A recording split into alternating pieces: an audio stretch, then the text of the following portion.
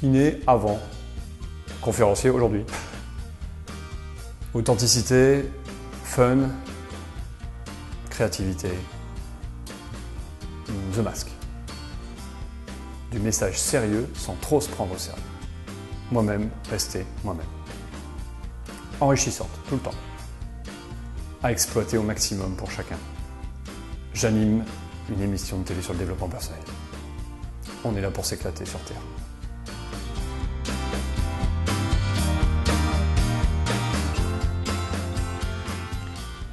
Je me dis, c'est quoi ce truc-là ? Et tout de suite, je me dis, tiens, développement personnel, concept un peu novateur, je veux en savoir plus, je suis curieux, je pense que je clique à droite à gauche. Conf Show, c'est le mix entre conférence et one-man show. Conférence parce que ce sont des sujets sérieux, il y a un vrai fond, et one-man show parce que je fais marrer les gens. Alors ça s'adresse à monsieur et madame tout le monde, premièrement. Quelqu'un qui a envie de passer un bon moment et qui en même temps est intéressé par tout ce qui est outils de développement personnel. Quelqu'un qui a envie d'avancer, qui a envie d'évoluer. Et peut-être avec l'ouverture d'esprit d'une forme inhabituelle, c'est-à-dire notamment l'humour et le côté one-man show, très mise en scène avec du jeu et des personnages. Donc le premier thème, ça, effectivement, la première conf show s'appelle les secrets de la réussite. L'idée, c'est de se dire, voilà, j'ai pas tout compris, mais je mets en place quelques petites choses qui ont marché pour moi et des choses qui ont marché pour beaucoup d'autres, et je suis vraiment heureux de pouvoir le transmettre. Alors pour répondre à la question, quelles sont des clés de la réussite, parce que c'est pas exhaustif, et bien pour moi, je pars d'abord du principe que quand on veut atteindre quelque chose, il faut d'abord savoir ce que l'on veut atteindre. Et beaucoup de gens savent ce qu'ils veulent plus, mais ils ne savent pas ce qu'ils veulent exactement. Et je pense que voilà, une des premières étapes quand on veut atteindre, quand on veut réussir dans un domaine, c'est de dire, mais au fait précisément, qu'est-ce que je veux ? Alors au tout début, j'ai exercé le métier de kinésithérapeute. Quand on est kiné, on pose les mains sur les gens pour les masser par exemple, et lorsqu'on pose les mains sur les gens, ils nous parlent. Donc j'ai entendu pendant 7 années durant énormément de personnes qui m'ont parlé de leur fonctionnement, de leurs difficultés, et je me suis très vite rendu compte que bien plus que le côté articulaire, ce qui me plaisait dans ce métier-là, c'était justement le côté développement personnel, le côté fonctionnement émotionnel, le lien entre le corps et l'esprit. Donc très vite, je me suis dit, tiens, c'est marrant, le développement personnel a l'air de vraiment m'intéresser, j'ai commencé des lectures, etc., etc. Et puis il y a eu en parallèle, je dirais, le côté comédien qui est venu par le théâtre d'improvisation. Et avec ce plaisir de monter sur scène en tant qu'amateur au départ, puis à un moment donné en tant que professionnel, où voilà, j'ai même créé un one-man show où le but était de vraiment faire rire les gens.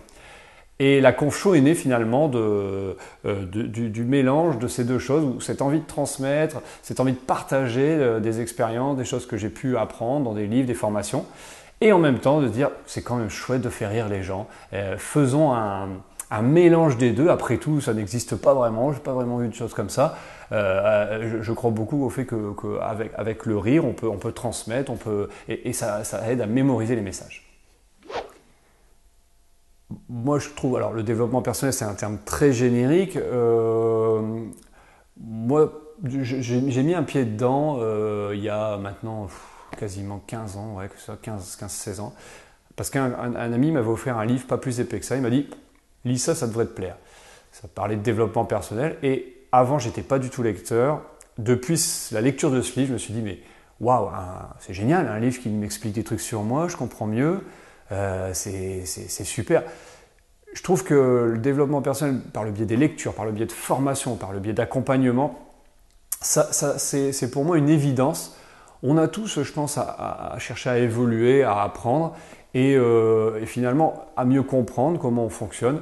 Pour moi, c'est une évidence, c'est comme on se lave les dents le matin, on devrait régulièrement faire du développement personnel. J'ai tout, j'ai une citation, un livre, un film. Alors, je démarre par une citation. J'aime bien quand même celle-là, donc elle est connue, mais je pense elle guide quand même mes pas. C'est Oscar Wilde, il me semble. Visez la lune, au pire, si vous ratez, vous atterrissez dans les étoiles. Ça, j'y crois beaucoup parce que régulièrement, j'essaie de me fixer des objectifs de plus en plus grands. Et l'expérience m'a montré que ça valait le coup parce que souvent ça marche. Et puis quand ça marche pas, des fois, ce vers quoi je vais, c'est encore mieux. Donc ça, c'est une première chose. Un livre, des livres, il y en a eu tellement qui m'ont. Moi, j'aime bien. Il est un peu moins, pas trop connu, mais Le succès selon Jack de Jack Canfield. Je trouve que c'est un super ouvrage parce que c'est plein de principes, plein d'outils pour être dans un état d'esprit de réussite, pour être dans un état d'esprit positif. Donc voilà, un livre parmi tant d'autres, mais je lis aussi des biographies sur des gens qui sont dans la réussite. Ça, c'est génial parce que c'est hyper stimulant et hyper inspirant. Et puis un film. Parce que j'aime bien cet acteur, alors je vous en parle, c'est Yes Man de Jim Carrey. Alors c'est bien sûr une caricature du monde du développement personnel. Et en même temps, comme toute caricature, il y a des choses qui sont intéressantes. C'est un gars qui au début dit non à tout, à qui on impose de dire oui à tout.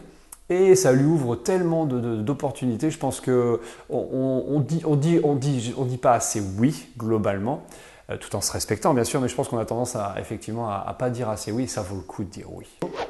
Tout d'abord, c'est d'avoir vraiment envie de transmettre quelque chose et de partager quelque chose auquel on croit. En l'occurrence, moi, ce que je raconte, non seulement j'y crois, mais en plus je l'ai vécu dans mes tripes, puisque je m'appuie sur beaucoup d'expériences perso. Et donc c'est vraiment cette envie de transmettre, ça c'est hyper important. Et puis de se mettre à la place des gens et de se dire, bon, est-ce que ça me ferait marrer si j'étais spectateur? Parce que, comme je vous dis, l'idée c'était vraiment de prendre du plaisir, que les gens se marrent et en même temps se disent, c'est pas con ce qu'ils racontent.